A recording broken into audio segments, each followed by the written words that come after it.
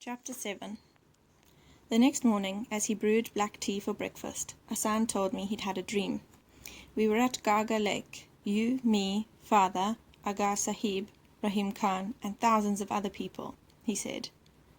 It was warm and sunny, and the lake was clear like a mirror, but no one was swimming because they said a monster had come to the lake.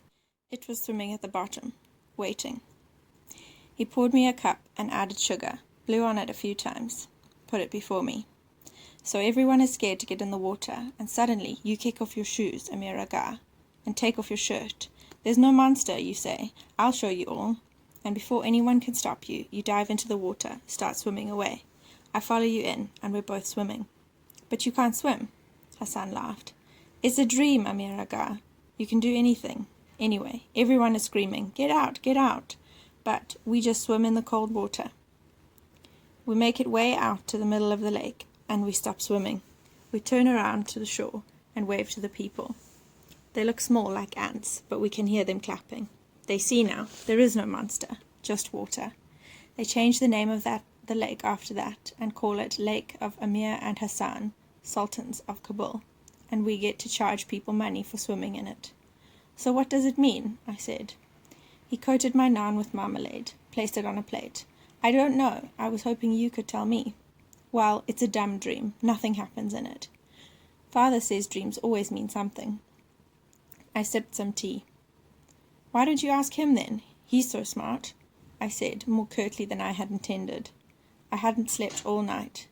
My neck and back were like coiled springs, and my eyes stung. Still, I had been mean to Hassan. I almost apologized. Then I didn't. Hassan understood I was nervous. Hassan always understood about me. Upstairs, I could hear the water running in Baba's bathroom. The streets glistened with fresh snow, and the sky was a blameless blue. Snow blanketed every rooftop and weighed on the branches of the stunted mulberry trees that lined our street.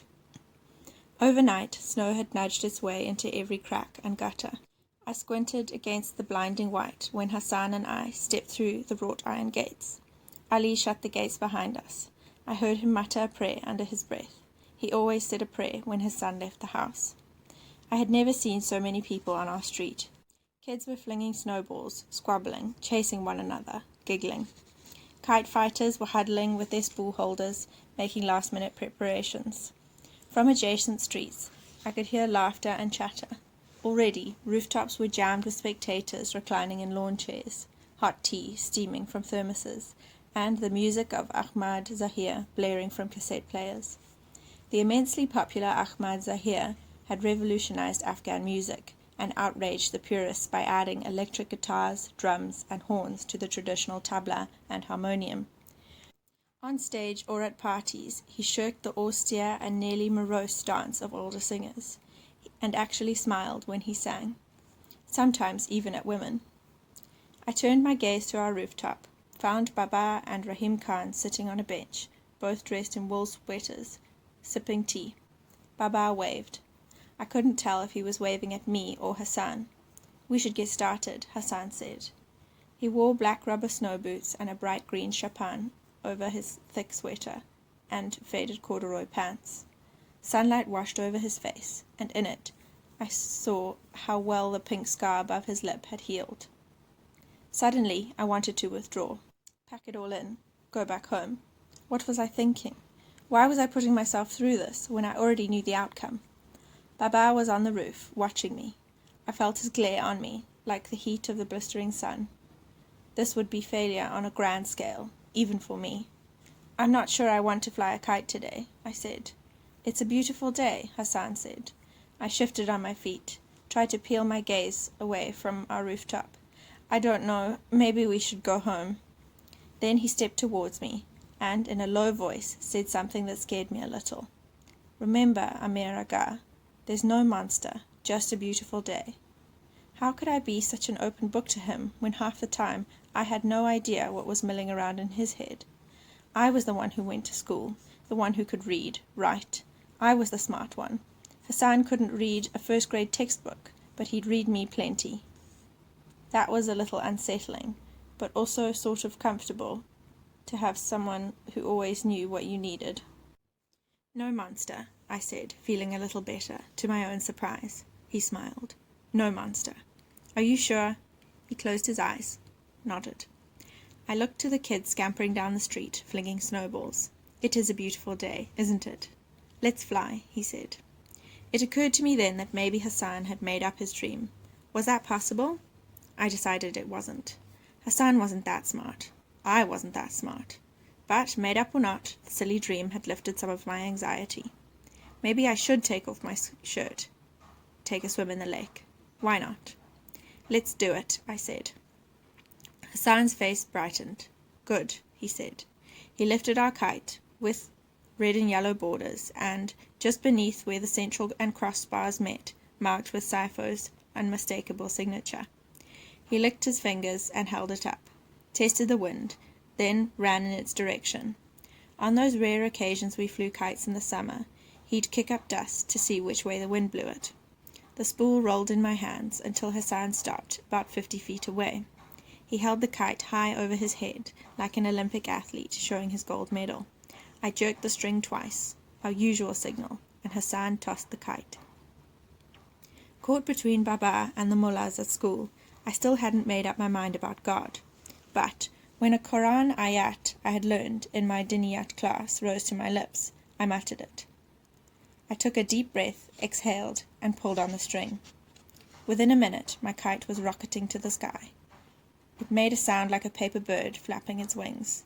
Hassan clapped his hands, whistled, and ran back to me. I handed him the spool, holding onto the string, and he spun it quickly to roll the loose string back on. At least 24 kites already hung in the sky, like paper sharks roaming for prey. Within an hour, the number doubled, and red, blue, and yellow kites glided in the sun and spun in the sky. A cold breeze wafted through my hair. The wind was perfect for kite flying, blowing just hard enough to give some lift, make the sweeps easier. Next to me, Hassan held the spool, his hands already bloodied by the string. Soon the cutting started, and the first of the defeated kites whirled out of control. They fell from the sky like shooting stars with brilliant rippling tails, showering the neighborhoods below with prizes for the kite runners. I could hear the runners now, hollering as they ran the streets. Someone shouted reports of a fight breaking out 2 streets down. I kept stealing glances at Baba, sitting with Rahim Khan on the roof, wondering what he was thinking. Was he cheering for me, or did a part of him enjoy watching me fail? That was the thing about kite flying. Your mind drifted with the kite. They were coming down all over the place now, the kites, and I was still flying. I was still flying. My eyes kept wandering over to Baba, bundled up in his wool sweater. Was he surprised I had lasted as long as I had? You don't keep your eyes to the sky, you won't last much longer. I snapped my gaze back to the sky. A red kite was closing in on me. I'd caught it just in time. I tangled a bit with it, ended up besting him when he became impatient and tried to cut me from below. Up and down the streets, kite runners were returning triumphantly, their captured kites held high. They showed them off to their parents, their friends, but they all knew the best was yet to come. The biggest prize of all was still flying. I sliced a bright yellow kite with a coiled white tail. It cost me another gash on my index finger, and blood trickled down into my palm. I had Hassan hold the string and suck the blood dry, blotted my finger against my jeans. Within another hour, the number of surviving kites dwindled from maybe 50 to a dozen. I was one of them. I'd made it to the last dozen. I knew this part of the tournament would take a while, because the guys who had lasted this long were good. They wouldn't easily fall into simple traps like the old lift and dive, Hassan's favorite trick. By 3 o'clock that afternoon, tufts of clouds had drifted, and the sun had slipped behind them. Shadows started to lengthen. The spectators on the roofs bundled up in scarves and thick coats. We were down to half a dozen, and I was still flying. My legs ached and my neck was stiff, but with each defeated kite, hope grew in my heart, like snow collecting on a wall, one flake at a time. My eyes kept returning to a blue kite that had been wreaking havoc for the last hour. "How many has he cut?" I asked. "I counted 11, Hassan said. "Do you know whose it might be?" Hassan clucked his tongue. and tipped his chin. That was a trademark Hassan gesture. Meant he had no idea. The blue kite sliced a big purple one and swept twice in big loops. 10 minutes later, he'd cut another 2, sending hordes of kite runners racing after them. After another 30 minutes, only 4 kites remained, and I was still flying. It seemed I could hardly make a wrong move, as if every gust of wind blew in my favor. I'd never felt so in command, so lucky. It felt intoxicating. I didn't dare look up to the roof, didn't dare take my eyes off the sky. I had to concentrate, play it smart. Another 15 minutes, and what had seemed like a laughable dream that morning had suddenly become reality. It was just me and the other guy, the blue kite. The tension in the air was taut as the glass string. I was tugging with my bloody hands. People were stomping their feet, clapping, whistling, chanting, "Boboresh, Boboresh, cut him, cut him." I wondered if Baba's voice was one of them. Music blasted. The smell of steamed mantu and fried pakora drifted from rooftops and open doors. But all I heard, all I willed myself to hear, was the thudding of blood in my head. All I saw was the blue kite. All I smelled was victory, salvation, redemption. If Baba was wrong, and there was a God, like they said in school, then he'd let me win. I didn't know what the other guy was playing for, maybe just bragging rights. But this was my one chance to become someone who was looked at, not seen, listened to, not heard. If there was a God, he'd guide the winds, let them blow for me, so that with a tug of my string, I'd cut loose my pain, my longing. I'd endured too much, come too far, and suddenly, just like that, hope became knowledge. I was going to win. It was just a matter of when. It turned out to be sooner than later. A gust of wind lifted my kite, and I took advantage, fed the string, pulled up, looped my kite on top of the blue one. I held position. The blue kite knew it was in trouble. It was trying desperately to maneuver out of the jam, but I didn't let go. I held position. The crowd sensed the end was at hand. The chorus of cut him, grew louder, like Romans chanting for the gladiators to kill, kill. You're almost there, Amir Aga, almost there, Hassan was panting. Then the moment came. I closed my eyes and loosened my grip on the string. It sliced my fingers again as the wind dragged it. And then, I didn't need to hear the crowd's roar to know. I didn't need to see either. Hassan was screaming, and his arm was wrapped around my neck. Bravo! Bravo, Amir Aga! I opened my eyes, saw the blue kite spinning wildly like a tire come loose from a speeding car. I blinked, tried to say something. Nothing came out. Suddenly, I was hovering, looking down on myself from above. Black leather coat, red scarf, faded jeans. A thin boy, a little sallow, and a tad short for his 12 years. He had narrow shoulders and a hint of dark circles around his pale hazel eyes. The breeze rustled his light brown hair. He looked up to me, and we smiled at each other.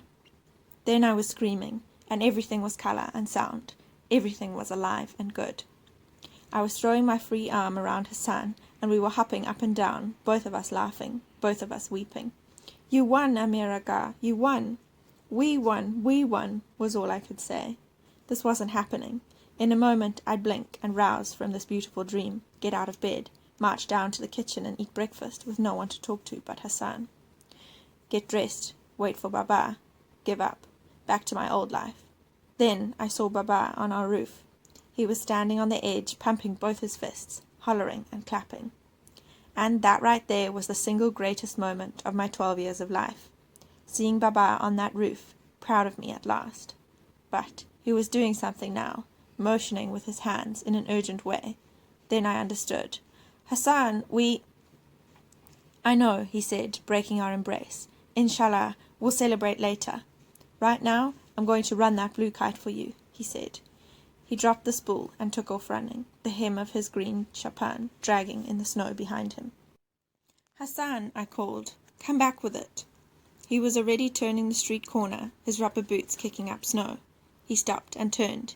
He cupped his hands around his mouth. For you 1,000 times over, he said. Then he smiled his Hassan smile and disappeared around the corner. The next time I saw him smile unabashedly like that was 26 years later in a faded Polaroid photograph. I began to pull my kite back as people rushed to congratulate me. I shook hands with them, said my thanks. The younger kids looked at me with an awestruck twinkle in their eyes. I was a hero. Hands patted my back and tousled my hair. I pulled the string and returned every smile, but my mind was on the blue kite. Finally, I had my kite in hand. I wrapped the loose string that had collected at my feet around the spool, shook a few more hands, and trotted home. When I reached the wrought iron gates, Ali was waiting on the other side. He stuck his hand through the bars. "Congratulations," he said. I gave him my kite and spool, shook his hand. "Tashako, Ali Jan. I was praying for you the whole time." "Then keep praying, we're not done yet." I hurried back to the street. I didn't ask Ali about Baba. I didn't want to see him yet. In my head I had it all planned. I'd make a grand entrance, a hero, prize trophy in my bloodied hands. Heads would turn and eyes would lock. Rostam and Sohrab sizing each other up. A dramatic moment of silence. Then the old warrior would walk to the young one, embrace him, acknowledge his worthiness. Vindication, salvation, redemption. And then? Well, happily ever after, of course. What else? The streets of Wazir Akbar Khan were numbered and set at right angles to each other, like a grid. It was a new neighborhood then, still developing, with empty lots of land and half-constructed homes on every street between compounds, surrounded by 8-foot walls. I ran up and down every street looking for Hassan. Everywhere, people were busy folding chairs, packing food and utensils after a long day of partying. Some, still sitting on the rooftops, shouted their congratulations to me. 4 streets south of ours, I saw Omar, the son of an engineer who was a friend of Baba's. He was dribbling a soccer ball with his brother on the front lawn of their house. Omar was a pretty good guy. We'd been classmates in 4th grade, and one time he'd given me a fountain pen, the kind you have to load with a cartridge. "I heard you won, Amir," he said. "Congratulations." "Thanks. Have you seen Hassan?" "Your Hazara?" I nodded. Omar headed the ball to his brother. "I hear he's a great kite runner." His brother headed the ball back to him. Omar caught it, tossed it up and down. "Although I've always wondered how he manages, with those tight little eyes. How does he see anything?" His brother laughed, a short burst, and asked for the ball. Omar ignored him. "Have you seen him?" Omar flicked a thumb over his shoulder, pointing southwest. "I saw him running towards the bazaar a while ago." "Thanks." I scuttled away. By the time I reached the marketplace, the sun had almost sunk behind the hills, and the dusk painted the sky a pink and purple. A few blocks away from the Haji Yaqub Mosque, the mullah bellowed azan, calling for the faithful to unroll their rugs and bow their heads west in prayer. Hassan never missed any of the 5 daily prayers. Even when we were out playing, he'd excuse himself, draw water from the well in the yard, wash up, and disappear into the hut. He'd come out a few minutes later, smiling, find me sitting against the wall or perched on a tree.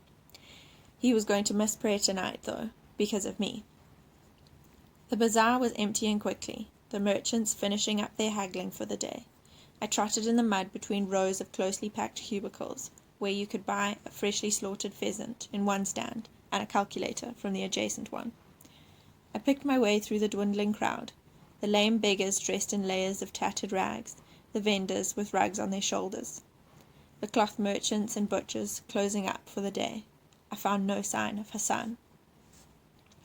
I stopped by a dried fruit stand, described Hassan to an old merchant loading his mule with crates of pine seeds and raisins. He wore a powder blue turban. He paused to look at me for a long time before answering. I might have seen him. "Which way did he go?" He eyed me up and down. "What is a boy like you doing here at this time of day, looking for a Hazara?" His glance lingered admiringly on my leather coat and my jeans. Cowboy pants, we used to call them. In Afghanistan, owning anything American, especially if it wasn't second-hand, was a sign of wealth. "I need to find him, Aga." "What is he to you?" he said. I didn't see the point of his question, but I reminded myself that impatience wasn't going to make him tell me any faster. "He's our servant's son," I said. The old man raised a pepper-grey eyebrow. "He is. Lucky Hazara having such a concerned master. His father should get on his knees, sweep the dust at your feet with his eyelashes. Are you going to tell me or not? He rested an arm on the mule's back, pointed south. I think I saw the boy you described running that way. He had a kite in his hand, a blue one. He did? I said. For you 1,000 times over, he'd promised. Good old Hassan. Good old reliable Hassan. He'd kept his promise and run the last kite for me. Of course they've probably caught him by now, the old merchant said, grunting and loading another box on the mule's back. Who? The other boys, he said. The ones chasing him. They were dressed like you. He glanced to the sky and sighed. Now run along, you're making me late for namaz. But I was already scrambling down the lane. For the next few minutes I scoured the bazaar in vain. Maybe the old merchant's eyes had betrayed him, except he'd seen the blue kite. The thought of getting my hands on that kite. I poked my head behind every lane, every shop. No sign of Hassan. I had begun to worry that darkness would fall before I found Hassan, when I heard voices from up ahead. I'd reached a secluded muddy road that ran perpendicular to the end of the main thoroughfare, bisecting the bazaar. I turned onto the rutted track and followed the voices. My boot squished in the mud with every step, and my breath puffed out in white clouds before me. The narrow path ran parallel on one side of the snow-filled ravine through which a stream may have tumbled in the spring. To my other side stood rows of snow-burdened cypress trees, peppered among flat-topped clay houses, no more than mud shacks in most cases, separated by narrow alleys. I heard the voices again, louder this time, coming from one of the alleys. I crept close to the mouth of the alley, held my breath, peeked around the corner. Hassan was standing at the blind end of the alley in a defiant stance, fists curled, legs slightly apart. Behind him, sitting on piles of scrap and rubble, was the blue kite, my key to Baba's heart.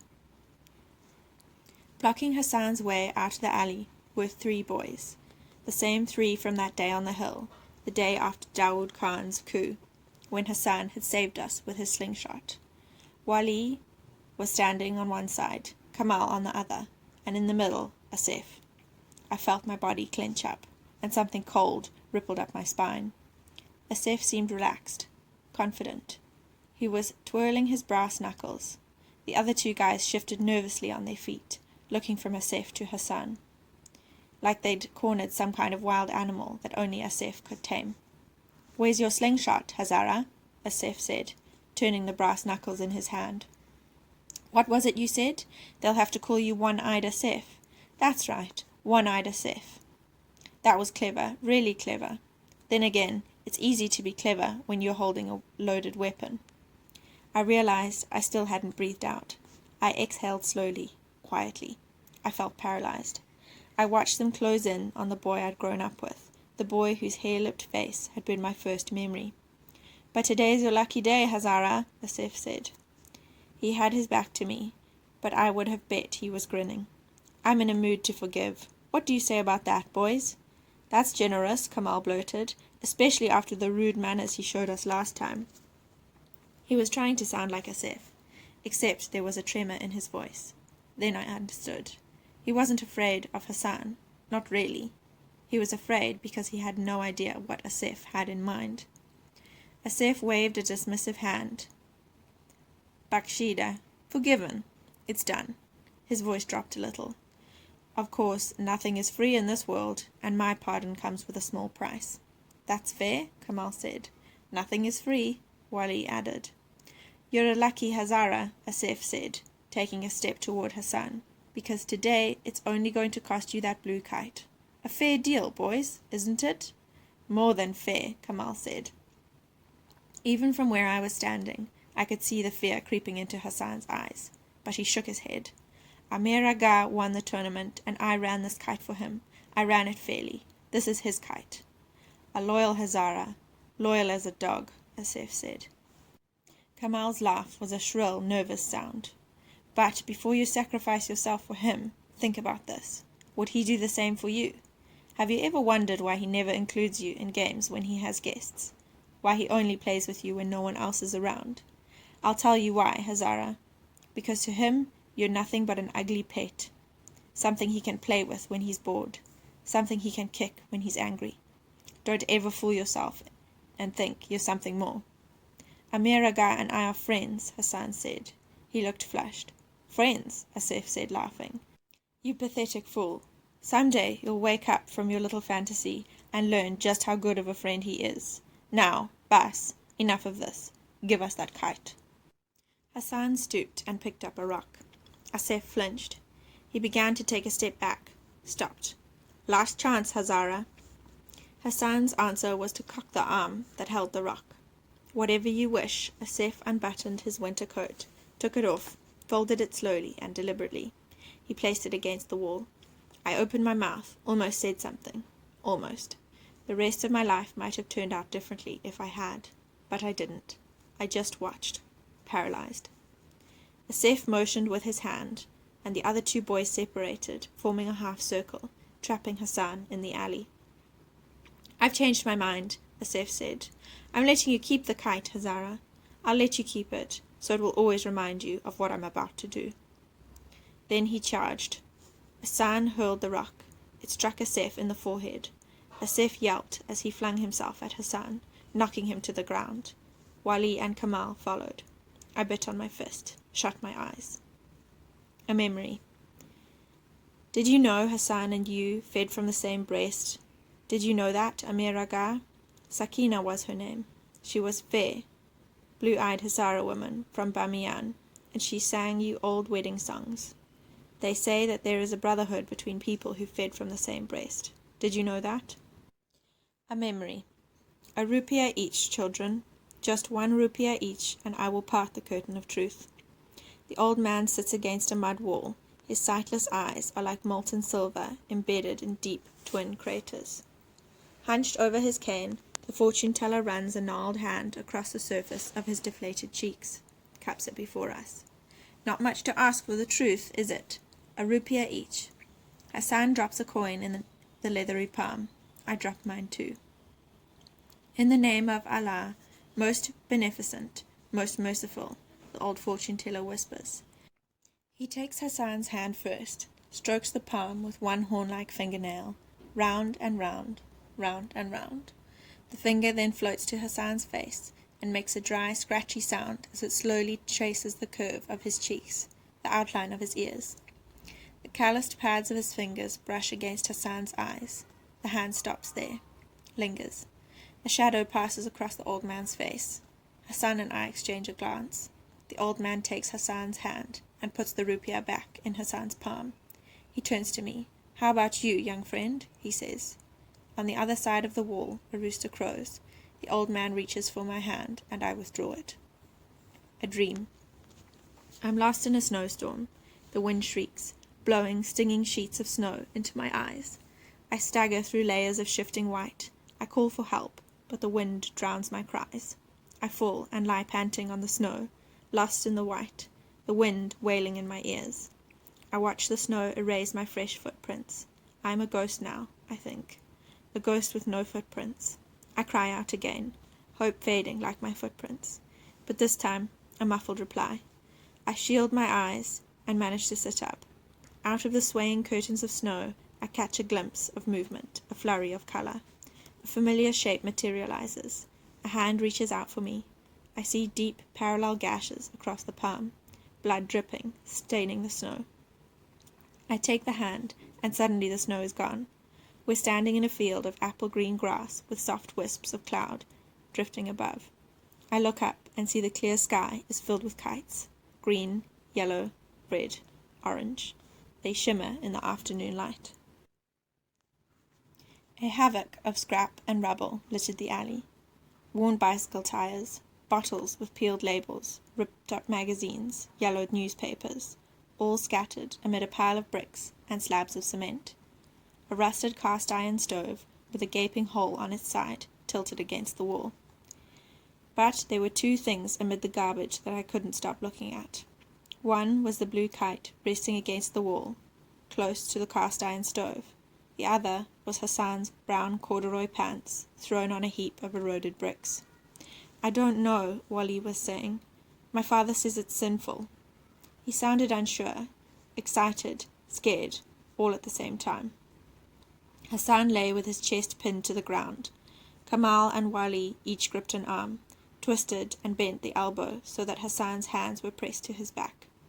Asif was standing over them, the heel of his boot crushing the back of Hassan's neck. "Your father won't find out," Asif said, "and there's nothing sinful about teaching a lesson to a disrespectful donkey." "I don't know," Wali muttered. "Suit yourself," Asif said. He turned to Kamal. "What about you?" Well, it's just a Hazara," Asif said, but Kamal kept looking away. "Fine," Asif snapped. "All I want you weaklings to do is to hold him down. Can you manage that?" Wali and Kamal nodded. They looked relieved. Asif knelt behind Hassan, put his hands on Hassan's hips, and lifted his bare buttocks. He kept one hand on Hassan's back and undid his own belt buckle with his free hand. He unzipped his jeans, dropped his underwear. He positioned himself behind Hassan. Hassan didn't struggle, didn't even whimper. He moved his head slightly, and I caught a glimpse of his face, saw the resignation in it. It was a look I had seen before. It was the look of the lamb. Tomorrow is the 10th day of Dhul Hijjah, the last month of the Muslim calendar, and the first of 3 days of Eid al-Adha, or Eid-i-Qurban, as Afghans call it. A day to celebrate how the Prophet Ibrahim almost sacrificed his own son for God. Baba has handpicked the sheep again this year, a powder white one with crooked black ears. We all stand in the backyard, Hassan, Ali, Baba, and I. The mullah recites the prayer, rubs his beard. Baba mutters, "Get on with it," under his breath. He sounds almost annoyed with the endless praying, the ritual of making the meat halal. Baba mocks the story behind this Eid, like he mocks everything religious, but he respects the tradition of Eid-i-Qurban. The custom is to divide the meat in thirds, one for the family, one for friends, and one for the poor. Every year, Baba gives it all to the poor. The rich are fat enough already, he says. The mullah finishes the prayer, Amen. He picks up the kitchen knife with the long blade. The custom is not to let the sheep see the knife. Ali feeds the animal a cube of sugar, another custom, to make death sweeter. The sheep kicks, but not much. The mullah grabs it under its jaw and places the blade on its neck. Just a second before he slices the throat, in one expert motion, I see the sheep's eyes. It is a look that will haunt my dreams for weeks. I don't know why I watch this yearly ritual in our backyard. My nightmares persist long after the bloodstains on the grass have faded, but I always watch. I watch because of that look of acceptance in the animal's eyes.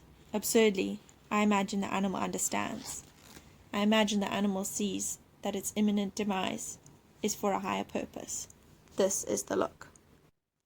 I stopped watching, turned away from the alley. Something warm was running down my wrist. I blinked, saw I was still biting down on my fist, hard enough to draw blood from the knuckles. I realized something else. I was weeping. From just around the corner, I could hear Asif's quick, rhythmic grunts. I had one last chance to make a decision, one final opportunity to decide who I was going to be. I could step into that alley, stand up for Hassan, the way he'd stood up for me all those times in the past, and accept whatever would happen to me. Or I could run. In the end, I ran. I ran because I was a coward. I was afraid of Asif and what he would do to me. I was afraid of getting hurt. That's what I told myself as I turned my back to the alley, to Hassan. That's what I made myself believe. I actually aspired to cowardice, because the alternative, the real reason I was running, was that Asif was right. Nothing was free in this world. Maybe Hassan was the price I had to pay, the lamb I had to slay to win Baba. Was it a fair price? The answer floated in my conscious mind before I could thwart it. He was just a Hazara, wasn't he? I ran back the way I'd come. Ran back to the all-but deserted bazaar. I lurched to a cubicle and leaned against the padlocked swinging doors. I stood there, panting, sweating, wishing things had turned out some other way. About 15 minutes later, I heard voices and running footfalls. I crouched behind the cubicle and watched Asif and the other two sprinting by, laughing as they hurried down the deserted lane. I forced myself to wait 10 more minutes. Then I walked back to the rutted track that ran along the snow-filled ravine.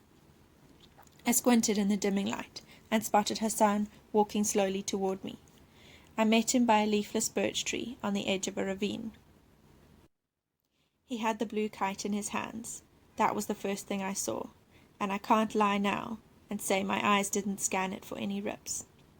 His chapan had smudges down the front, and his shirt was ripped just below the collar. He stopped, swayed on his feet like he was going to collapse. Then he steadied himself, handed me the kite. "Where were you? I looked for you," I said. Speaking those words was like chewing on a rock. Hassan dragged a sleeve across his face, wiped snot and tears. I waited for him to say something, but we just stood there in silence, in the fading light. I was grateful for the early evening shadows that fell on Hassan's face and concealed mine. I was glad I didn't have to return his gaze. Did he know I knew? And if he knew, then what would I see if I did look in those eyes? Blame? Indignation? Or, God forbid, what I feared most, guileless devotion? That, most of all, I couldn't bear to see. He began to say something, and his voice cracked. He closed his mouth, opened it, and closed it again. He took a step back, wiped his face, and that was as close as Hassan and I ever came to discussing what happened in the alley. I thought he might burst into tears, but, to my relief, he didn't, and I pretended I hadn't heard the crack in his voice, just like I pretended I hadn't seen the dark stain in the seat of his pants, or those tiny drops that fell from between his legs and stained the snow black. "Aga Sahib will worry," was all he said. He turned from me and limped away. It happened just the way I'd imagined. I opened the door to the smoky study and stepped in. Baba and Rahim Khan were drinking tea and listening to the news crackling on the radio, their heads turned. Then a smile played on my father's lips. He opened his arms. I put the kite down and walked to his thick, hairy arms. I buried my face in the warmth of his chest and wept. Baba held me close to him, rocking me back and forth. In his arms, I forgot what I'd done, and that was good.